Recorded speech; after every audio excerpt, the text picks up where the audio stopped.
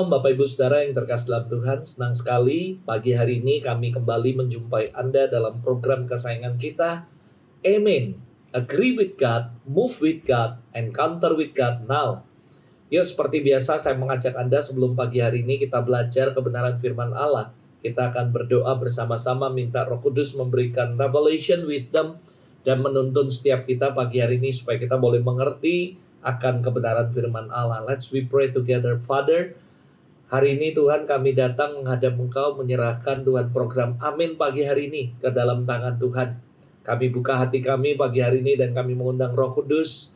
Hadirlah, bertatalah pagi hari ini di tengah-tengah kami. Roh Kudus memberikan kami revelation, wisdom, understanding, supaya kami bukan cuma belajar kebenaran firman Allah, tapi kami juga diberikan hikmat bagaimana kami bisa melakukan ini, kebenaran ini menjadi sebuah kehidupan dalam kehidupan kami. Terima kasih Bapak, Roh Kudus urapi hamba-Mu dalam segala keterbatasan hamba, biar hamba bisa menyampaikan semua tepat seperti apa yang Tuhan sampaikan. Hamba juga berdoa untuk setiap kami yang mendengar dimanapun kami berada, biar kami boleh mengalami Tuhan melalui kebenaran firman-Mu ya Tuhan. Terima kasih Bapak, terpujilah nama-Mu, kami menyerahkan semuanya ke dalam tangan-Mu. Di dalam nama Yesus kami memberikan Roh Kudus ruang sebesar-besarnya, sebebas-bebasnya untuk bekerja di tengah-tengah kami, sekalipun melalui online dimanapun mereka yang mendengar, mereka boleh mengalami Kristus secara nyata. I command every angel and holy people, bring all your people, bring God people, bawa umat Tuhan dimanapun mereka berada untuk boleh mengalami Kristus secara nyata. We give back to you God all the glory, all the praise in Jesus name. Amin, amin, amin, puji Tuhan. Saudara, pagi hari ini dalam program Amin, saya mau menyampaikan sebuah pengajaran seperti 2 minggu yang lalu, yaitu tentang OB, tentang ketaatan. Saudara, 2 minggu yang lalu, maksud saya ini adalah minggu yang ketiga seri ketaatan, di mana kita belajar, yang pertama kita belajar the foundation, apa sih fondasi sehingga kita ini bisa taat dan kita bisa melakukan ketaatan. Lalu yang kedua, minggu berikutnya saya juga bicara bagaimana mengenai reason. Kita harus punya reason yang kuat, alasan yang kuat. Jadi setelah kita memiliki sebuah biblical foundation, di mana fondasi ini akan membuat kita mengerti what is obedient, apa itu pengertiannya dan semuanya. Kenapa kita harus taat, kita juga punya reason yang kuat. But this morning, pagi hari ini saya mau melanjutkan dengan seri ketaatan, yaitu bagaimana the process.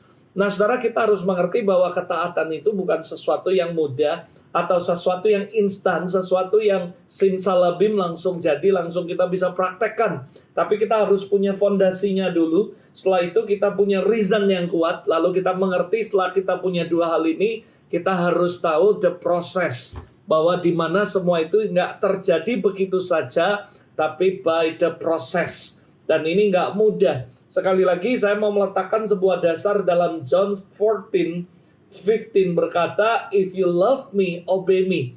Alkitab jelas sekali berkata, this is what Jesus saying to all of you.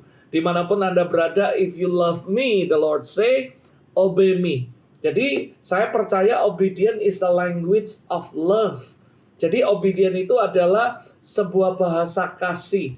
If you love me, obey me. Tuhan tidak perlu berkata bahwa Anda harus melakukan ketaatan. Harusnya kalau Anda mengasihi Dia, maka Anda punya fondasi yang kuat, Anda punya reason yang kuat, dan Anda tahu bahwa Anda akan melakukan ketaatan. Sekalipun ketaatannya tidak langsung terjadi begitu saja secara instantly, tapi by the process. Dan saya percaya ini adalah seri pengajaran di mana saya membagikan buat Anda semua dimanapun Anda berada dalam program Amin pagi hari ini, supaya kita mengerti bahwa obedience is not easy, but you have to have a foundation, create strong reasons, alasan yang kuat. Lalu Anda harus mengerti bahwa semua itu harus melalui sebuah proses.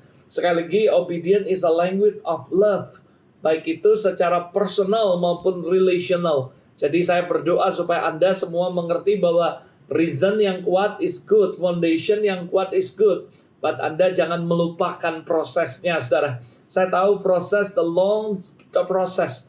Ini adalah proses yang panjang, proses yang begitu is not easy, saya tahu. Tapi yuk kita belajar sama-sama supaya kita bisa mengerti dan akhirnya kita melakukan sebuah ketaatan. Saya tidak perlu menjelaskan lagi what is definition semuanya, karena itu saya sudah bahas semua kemarin di foundation dan reason.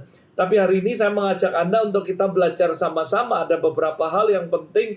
Yang pertama, bahwa the proses ketaatan itu bukan kita lakukan hari Minggu di gereja atau waktu kita melayani. Tapi the first yang saya mau letakkan dasar pagi hari ini adalah obey God daily. Saudara, melakukan ketaatan itu adalah sesuatu yang harus dilakukan daily. Bukan waktu Tuhan ngomong atau Tuhan bicara melalui firman-Nya atau kita dikotbahin atau kita dapatkan sesuatu. Tapi kita harus belajar bahwa the proses daripada ketaatan itu hal yang penting. Yang pertama, obey God daily. Nah, saudara, kita menganggap ketaatan itu sepertinya seringkali sulit untuk dilakukan. Tapi sebenarnya ketaatan itu adalah taat pada perintah Allah. Dan itu tidak berat. Karena selain dasarnya adalah kasih, seperti yang waktu beberapa minggu lalu, ada hal yang harus Anda tangkap, bahwa dikatakan perintahnya tidak sulit. Caranya adalah dengan menjadikan sebuah kebiasaan dan fokus pada firman Allah. 1 Yohanes 5 ayat 3 berkata, sebab inilah kasih kepada Allah, yaitu bahwa kita menuruti perintah-perintahnya. Dan dikatakan perintah-perintahnya itu tidak berat. Berapa banyak saudara yang percaya bahwa Alkitab gak pernah bohong? Apa yang Alkitab katakan, that is true, itu benar. Bukan cuma kebenaran, tapi itu benar adanya. Jadi artinya kalau Allah berkata bahwa perintahnya tidak berat, berapa banyak saudara yang percaya bahwa it's mean memang itu tidak berat, saudara. Dan ingat, Alkitab berkata bahkan pencobaan pun yang Tuhan izinkan terjadi tidak melebihi kekuatanmu. Pencobaan biasa tidak melebihi kekuatan kita, dan Tuhan sudah menyediakan jalan keluar. Dan saya juga percaya ketaatan adalah kasih kita kepada Allah ketika kita menuruti perintahnya. Dan Alkitab berkata perintahnya tidak berat. Jadi kita jangan merasa bahwa ketaatan itu adalah sesuatu yang sulit, yang sangat berat untuk dilakukan. Tapi kita harus obey God daily, karena kita tahu perintahnya tidak berat.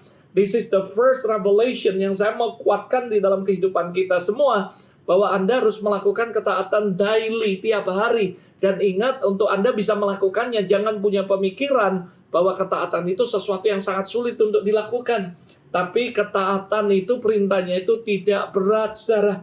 Dalam Amplified Bible, dalam 1 Yohanes pasal 5 ayat 3 berkata, for the true love of God is this, that we habitually keep His commandment and remain focused. Nah, saudara, Alkitab berkata ada dua kalimat yang nanti saya akan bahas bagaimana ini menjadi sebuah cara, sebuah inspiration Holy Spirit given me, memberikan ketika saya baca ini, begitu tiba-tiba saya diingatkan Tuhan bahwa this is what you must do, yaitu menjadikan habitually dan juga remain focused. Nanti kita akan belajar sama-sama.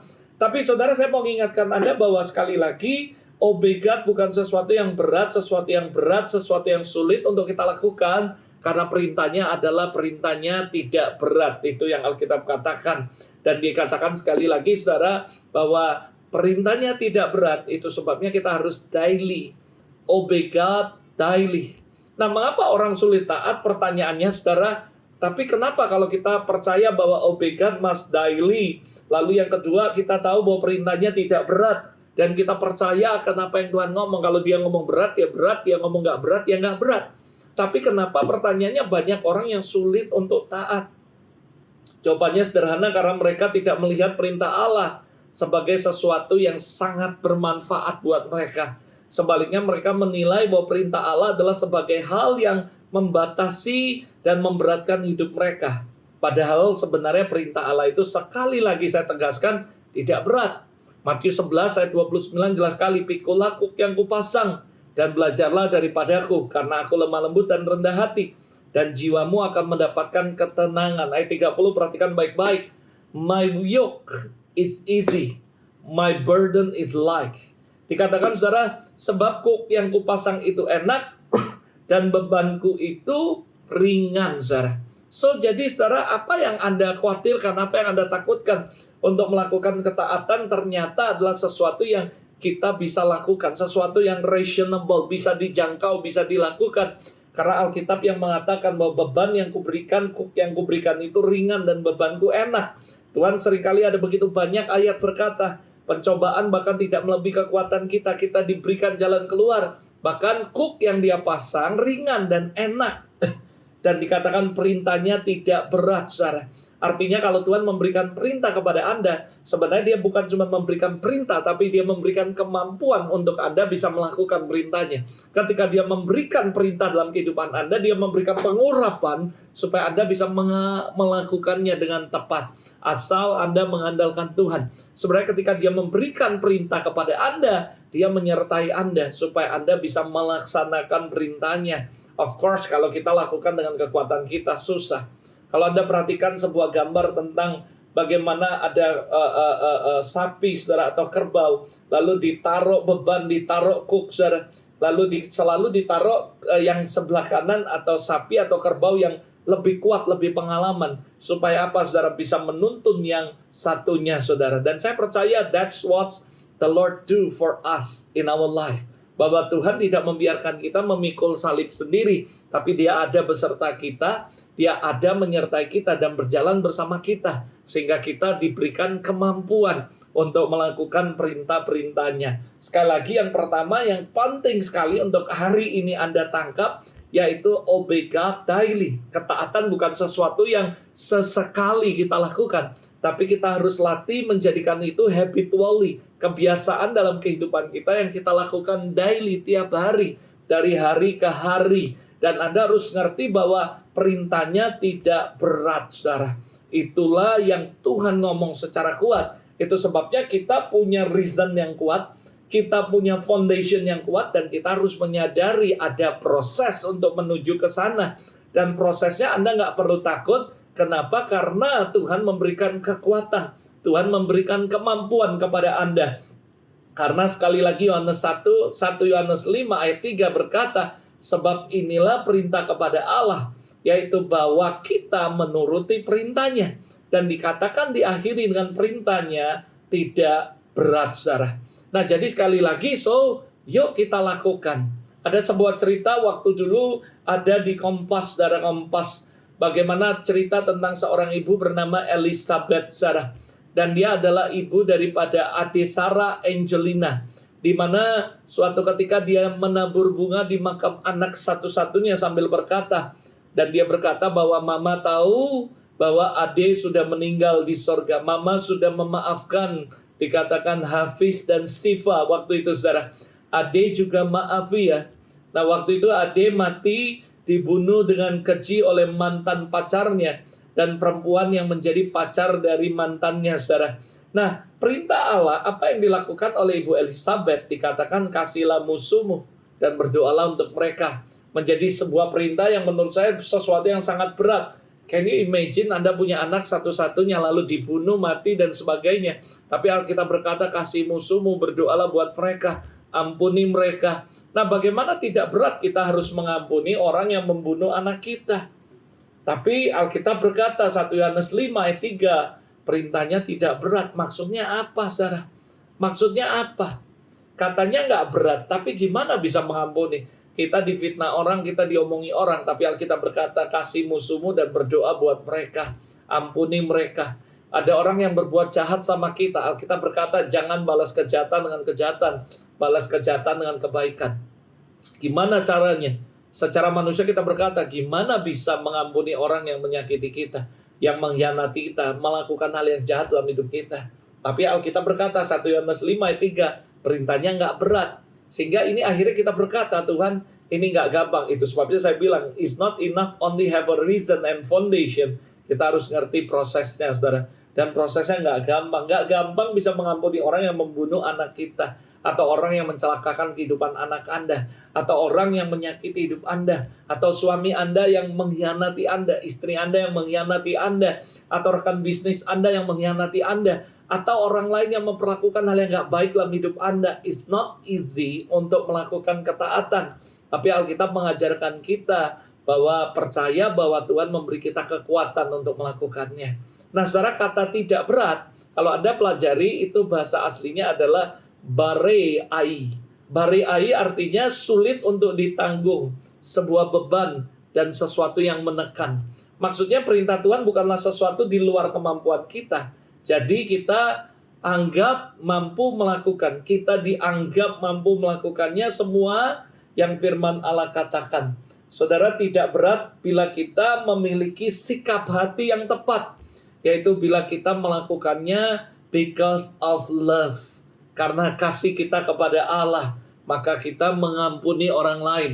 Karena kita mengasihi Allah. Karena Alkitab berkata, if you love me, obey me.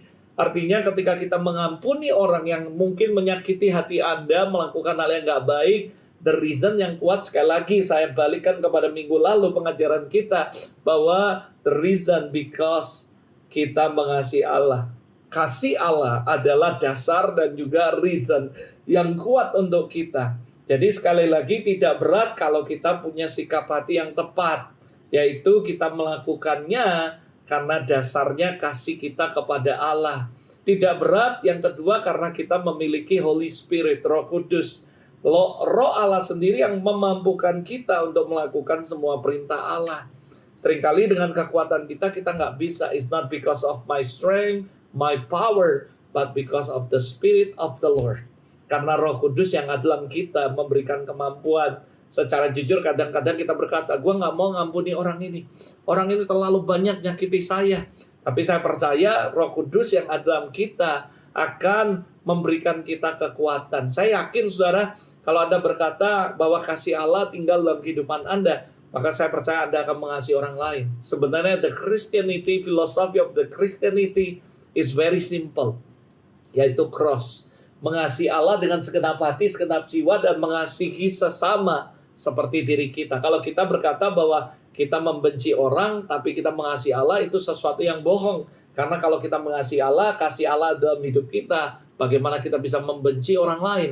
Karena Allah itu kasih, dan kalau dia tinggal di dalam kehidupan saudara, maka saya percaya ada kasih yang keluar dalam kehidupan Anda. Saya tahu kita nggak mudah melakukannya, tapi Alkitab ngajarin kita, perintahnya nggak berat. Artinya kita bisa. Nah hari ini kalau Anda berkata, nggak bisa Pastor. Hari ini Anda percaya apa yang orang katakan, atau orang ngomong tentang Anda, atau Alkitab katakan tentang semua kebenaran ini. Alkitab berkata, hari ini yuk ubah mindset Anda, pola pikir Anda. Kalau Anda berkata perintahnya berat, hari ini saya katakan ada 2 poin yang penting. Obey God daily. Dan yang kedua, perintahnya tidak berat. Artinya Anda harus percaya Alkitab atau apa yang Tuhan ngomong, bahwa perintahnya nggak berat. Artinya apa yang diperintahkan di Alkitab. Oleh karena kita punya sikap hati yang tepat, karena kita lakukan dasarnya kasih kita kepada Allah, dan juga kita lakukan karena Roh Kudus yang memberi kekuatan kepada kita, maka saya percaya kita akan menuruti perintahnya. Kita bisa mengampuni orang, kita bisa melupakan apa yang orang ngomong tentang kita, dan ketemu kita tetap bisa memberkati dan mengampuni mereka, karena perintahnya tidak berat. Yang percaya katakan amin. Jadi kalau Anda memiliki 2 hal ini, saya percaya maka Anda akan bisa melakukannya. Of course dengan sikap hati yang tepat, because of love kepada Allah, maka kita diberikan kemampuan untuk melakukannya. Dan yang berikutnya yang harus Anda mengerti, is not because of your power, your strength, but because of the Spirit of the Lord. Karena Roh Tuhan yang berkuasa dalam kehidupan Anda. Jadi sekali lagi saudara, saya yakin sekali, ingat saudara 1 Yohanes 5 ayat 4-5, semua yang lahir dari Allah mengalahkan dunia. Dan inilah kemenangan yang mengalahkan dunia, yaitu iman kita. Siapa yang mengalahkan dunia selain daripada dia yang percaya bahwa Yesus anak Allah.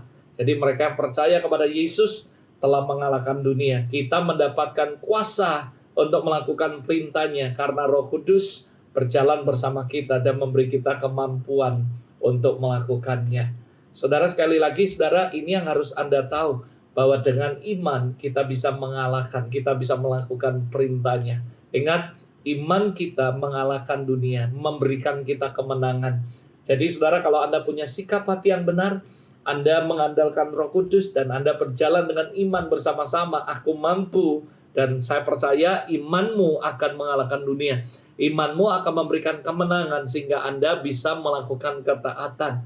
Bahkan saya berkata kepada beberapa teman-teman, I don't see success as a goal. Tapi saudara, obedientlah is the goal. Yang percaya katakan amin. Jadi sekali lagi, saya yakin bahwa Tuhan nggak melihat bahwa kesuksesan adalah sebuah goal dalam kehidupan Anda. but obedience is a goal yang Tuhan set dalam kehidupan Anda untuk kita belajar taat, saudara. Jadi sekali lagi, daily God obey, obey God daily, maksud saya, saudara, melakukan kebiasaan dan menjadikan itu sebagai hari-hari. Melakukan ketaatan bukan sekali-sekali, seminggu sekali di gereja waktu pelayanan, tapi daily, tiap hari. Dan Anda harus tahu bahwa obedience-nya itu yang Tuhan berikan, perintahnya tidak berat dan dia kasih kemampuan. Lalu yang ketiga, kita harus melakukannya dengan totally.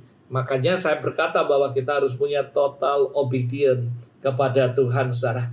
Nah, taat itu buat saya adalah melakukan apa yang Allah katakan pada waktu yang Ia katakan dan dengan cara yang Ia katakan.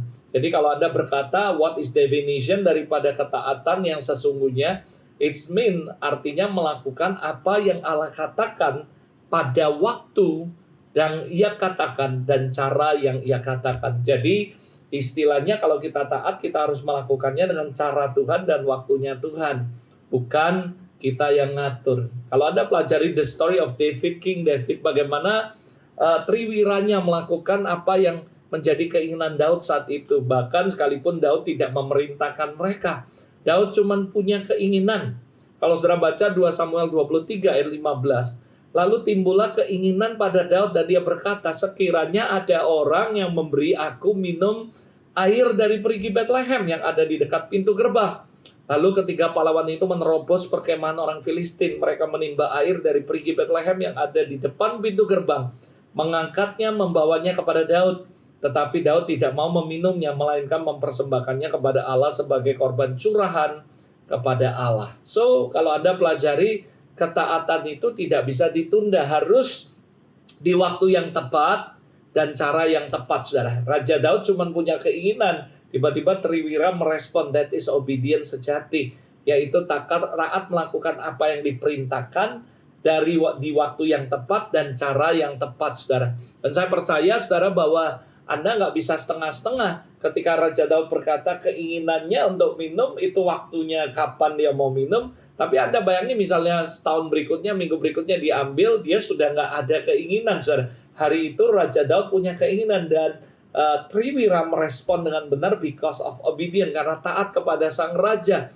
Dia melakukan dengan cara dan waktu yang sesuai dengan apa yang raja katakan. Harusnya kekristenan seperti itu. Kita melakukan ketaatan sesuai dengan apa yang Tuhan katakan di waktu yang tepat dan cara yang tepat, saudara. Sesuai dengan apa yang dia katakan. Bukan malah sebaliknya. Anda bisa pelajari bagaimana the story of Saul ketika disuruh menumpas semua orang dan harta Amalek, tapi dia melakukannya sebagian, saudara. Adam juga tidak taat. Dosa akhirnya masuk dalam kehidupannya. Dia taat kepada semuanya, tapi dia nggak taat satu hal. Alkitab jelas sekali berkata, Tuhan memerintahkan dia, segala pohon di taman ini boleh kamu makan kecuali yang satu ini. Saul juga diperintahkan Tuhan tumpas semua orang Amalek dan semua hartanya. Jadi menurut saya adalah ketaatan yang tertunda itu sama saja tidak taat. Atau ketaatan yang setengah-setengah juga is not ketaatan. Partial obedience is complete disobedience. Ketaatan yang sebagian adalah ketidaktaatan penuh. Saul melakukan ketaatan dan dia numpas orang Amalek dan sebagainya, tapi dia memiliki sebuah ketidaktaatan hal kecil. Adam taat semua hal, tapi dia nggak taat dengan satu hal. Itu juga artinya tidak taat. Jadi sekali lagi, partial obedience is complete disobedience. Jadi sekali lagi, ketaatan yang sebagian adalah sama saja ketidaktaatan penuh, saudara. Jadi yuk kita sama-sama belajar untuk kita menjadi taat, saudara. Nah, bagian yang terakhir sebelum saya tutup, saya mau bagikan poin yang terakhir adalah how to learn untuk kita bisa menjadi taat. Lalu gimana, Pastor, caranya kita mau belajar nih supaya kita bisa menjadi taat? It's not enough only have reason and foundation. Anda harus tahu prosesnya, saudara. Nah, jadi gimana caranya kita bisa untuk menjadi taat? How to learn supaya kita bisa jadi obedient. Tidak ada orang yang dilahirkan sekali lagi sebagai orang yang taat atau sebagai orang yang pemberontak. Taat atau pemberontak adalah hasil dari belajar dan merupakan keputusan seseorang. Bahkan Yesus sendiri belajar untuk menjadi taat. So, makanya saya pagi hari ini dalam program Amin mengajarkan kepada Anda, yuk kita belajar untuk taat. Karena nggak ada manusia yang lahir dari tahil langsung, oh ini orang ini taat, orang ini nggak taat. Enggak, tapi semuanya adalah hasil dari belajar dan merupakan keputusan orang tersebut. Dan Yesus sendiri mengajarkan, dia sendiri belajar untuk menjadi taat. Ibrani 5 ayat 8-9 berkata, sekalipun ia adalah anak, dengar dia anak, ia telah belajar menjadi taat dari apa yang dideritanya. That is the process. Jadi saudara, untuk kita bisa menjadi taat ternyata butuh proses, saudara. Dan kita harus ngerti it's not enough only have foundation dan reason. Tapi kita harus ngerti what is the process. Sekalipun ia adalah anak, ia belajar menjadi taat dari apa yang dideritanya. Dan sesudah ia mencapai kesempurnaan, ia menjadi pokok keselamatan yang abadi bagi semua orang yang taat kepadanya. Jadi untuk belajar menjadi taat gimana? 1 Yohanes 5 ayat 1-3 sudah mengatakan jelas sekali, saudara, bahwa kita harus belajar untuk menjadi taat, ada dasar dan semua dan sebagainya. Yang saya mau tekankan adalah kita belajar di mana di ayat 3 berkata, that is the point supaya kita bisa belajar ketaatan. Dikatakan, for the true love of God is this, that we habitually keep His commandment and remain focused. Jadi saudara bisa garisi ada 2 kalimat yang menurut saya kita harus belajar bagaimana kita bisa menjadi taat sama Allah. Yang pertama adalah kata habitually. Saya percaya itu artinya kita harus belajar menjadikan ketaatan sebagai sebuah habit dalam kehidupan kita, kebiasaan. Nah, saya percaya semakin Anda taat dalam hal kecil, maka semakin mudah untuk taat dalam hal besar. Ketaatan itu seperti melatih otot gimnasium kita, karena semakin dilatih akan semakin kuat. Itu sebabnya how we can learn untuk to obey. Yang pertama menjadikan itu sebagai habitually, sebagai kebiasaan dalam kehidupan Anda. Saya percaya orang yang udah biasa taat kepada orang tua akan lebih gampang taat kepada orang bosnya atau atasannya. Karena dari rumah, dari kecil sudah dibentuk untuk menjadi orang yang taat. Jadi sekali lagi ketaatan maupun pemberontakan itu tergantung bagaimana mereka belajar dan mengambil sebuah keputusan. Jadi jangan salahkan orang, aku nggak taat karena ini. Sekali lagi itu adalah semua proses pembelajaran dan pengambilan keputusan. Jadi tergantung bagaimana Anda belajar di lingkungan belajar Anda dan komunitas Anda, dan bagaimana Anda mengambil keputusan untuk Anda menjadi taat atau nggak taat, saudara. Anda bayangkan, saudara, saya yakin sekali Anda lihat bagaimana Triwira sebelumnya nggak seperti ini, saudara. Mereka adalah orang yang dikejar utang, orang yang pemberontak, orang yang pembunuh, orang yang ini, semua orang dari latar belakang yang nggak baik. Mungkin orang-orang akan berkata, mereka orang yang pemberontak, mereka penjahat, mereka orang nggak benar. Tapi di Gua Adulam, Daud mengembalakan mereka. Alkitab mengajarkan saya bagaimana Daud memiliki luar biasa. Dia mengembalakan dengan integrity of his heart and skillful of his hand. Jadi Daud memiliki kedua hal yang luar biasa, integrity and skillful. Dan dua ini menjadi sebuah fondasi sehingga Triwira belajar, dan akhirnya dari proses pembelajaran mereka membuat sebuah keputusan untuk menjadi orang yang taat. Bahkan ketika Raja Daud bilang, aku kepingin bisa minum air perigi, dia langsung lakukan. Artinya sekalipun yang tadinya seorang penjahat, latar belakangnya nggak baik, dari proses pembelajaran dan pengambilan keputusan, kita bisa berubah menjadi orang yang taat. Jadi sekali lagi kalau ditanya gimana caranya kita bisa belajar, how to learn to obey, yang pertama jadikan itu sebagai habitually. Jadikan itu kebiasaan. Saya percaya sekali lagi kebiasaan yang kecil yang kita lakukan akan berdampak besar. Kebiasaan-kebiasaan ini perlu kebiasaan yang positif, kebiasaan yang membangun, kebiasaan yang baik. Harus kita bangun terus dalam kehidupan kita. Yaitu obey, yaitu ketaatan. Lukas 16 ayat 10 berkata, barang siapa percaya dalam perkara kecil, ia setia perkara besar. Barang siapa tidak benar dalam perkara kecil, dia juga tidak benar dalam perkara besar.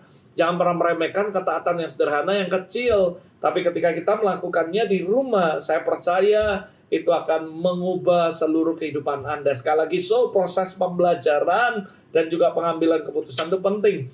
Makanya dikatakan 5 tahun, 10 tahun kehidupan Anda akan jadi seperti apa tergantung dari keputusan apa yang Anda ambil, dengan siapa Anda bergaul, karena itu adalah pembelajaran komunitas Anda, buku apa yang Anda baca. Anda bisa belajar, dan saya yakin sih ini akan mengubah kehidupan Anda kalau Anda mengerti proses pembelajarannya dan pengambilan keputusannya. So, kalau Anda mau belajar bagaimana menjadi taat, pribadi yang taat, setia dengan ketaatan yang kecil, dan jadikan ketaatan itu sebagai habitually, kebiasaan yang Anda dan saya lakukan tiap hari, maka saya percaya Anda akan menjadi pribadi yang taat. Yang kedua, lalu saya akan tutup, yaitu remain focus. Nah, ini penting sekali, saudara.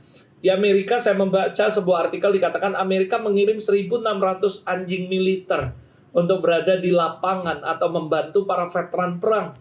Anjing-anjing ini sangat dibutuhkan dan berguna karena mereka dapat mencium bom, senjata, dan menyerang musuh. Satu anjing di pencium bom ini bisa seharga kurang lebih 150.000 US dollar atau sekitar kurang lebih 2 miliaran, saudara. Karena kenapa, saudara? Karena dari seluruh anjing yang dilatih, hanya 50% yang dapat lulus. Berarti kalau ada 100 anjing yang dilatih, 50% paling banyak lulus. Satu hal yang tentang anjing ini, mereka hanya makan dari tangan tuannya. Tidak tergoda oleh daging lezat yang ditaruh di depannya oleh orang lain atau di pinggir jalan. Anjing ini fokus cuman kepada perintah tuannya, saudara. Makanya mahal. Jadi kalau kita ingin belajar taat, kita perlu fokus pada perintahnya dan apa yang ia sudah lakukan bagi kita. Adam perlu fokus pada perintah Allah, yaitu jangan makan buah, bukan mendengarkan bujukan iblis. Ketika kita mendengarkan bujukan-bujukan lain yang bukan firman Allah, maka dengan mudah sekali kita memberontak dan tidak menjadi taat kepada Allah. Jadi we have become habitually, sebuah ketaatan bukan menjadi sebuah itu, tapi gaya hidup sehari-hari kita menjadi sebuah habitually, menjadi sebuah kebiasaan dalam kehidupan kita, karakter kita yang kuat untuk taat.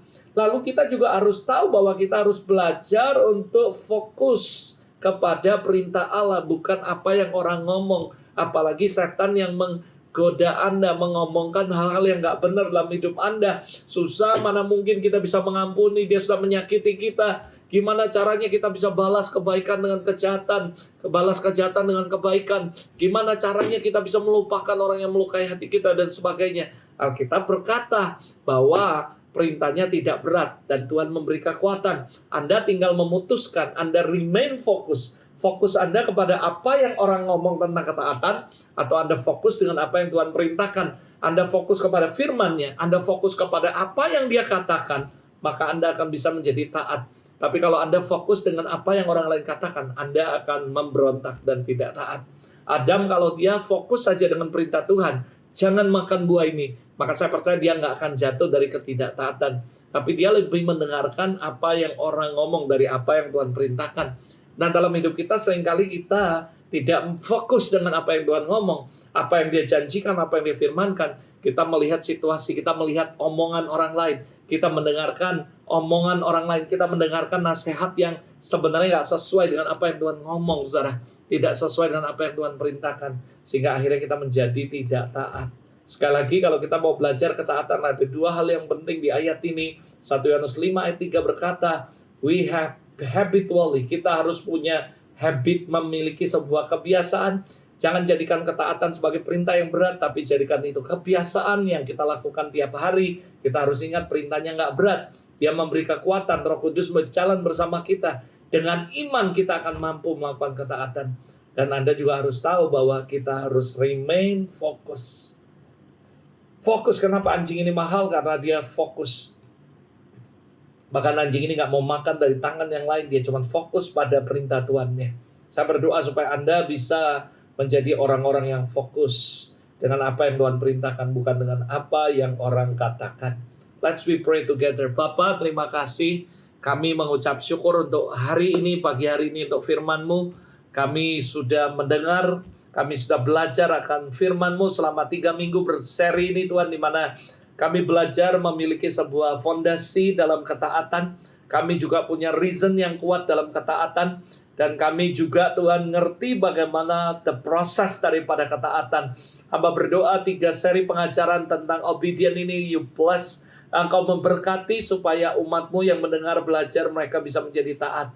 terutama the proses. Kami menghormati, menghargai setiap proses, dan kami melakukannya menjadikan ketaatan sebagai habitually, sebagai kebiasaan yang kami lakukan. Karena kami tahu perintah-Mu nggak berat, dan kami percaya Tuhan memberikan Roh Kudus sehingga kami dimampukan untuk melakukan perintah Tuhan. Dengan iman, karena kami percaya di dalam Yesus kami mengalahkan dunia. Bersama dengan Kau, kami mampu dan kami bisa menaklukkan semuanya. Terima kasih Bapak, kami juga berdoa biar kami bisa remain fokus. Tidak fokus kepada apa yang orang ngomong, tidak terfokus dengan situasi sekalipun yang nggak sesuai dengan ekspektasi kami. Tapi we believe, trust you Lord completely. Dan kami terus percaya kepada firman-Mu, fokus, remain fokus kepada firman Allah. Dan kami percaya apa yang Kau ngomong, apa yang Kau lepaskan, firman-Mu tidak akan pernah kembali sia-sia. Dan aku berdoa untuk setiap umat-Mu dimanapun mereka berada. I bless them with abundantly and overflowing. In Jesus' name be blessed. I speak healing, I speak life, I speak breakthrough, restoration. And I speak, Lord, good things will be happen dalam kehidupan mereka, keluarga mereka, dan juga usaha pekerjaan mereka. Pelayanan mereka dimanapun mereka berada, Tuhan sertai mereka. Be blessed in the name of Jesus. Amen. Amen. God bless you sekali lagi. Thank you so much and see you next week dalam program Amin berikutnya. God bless you. Bye.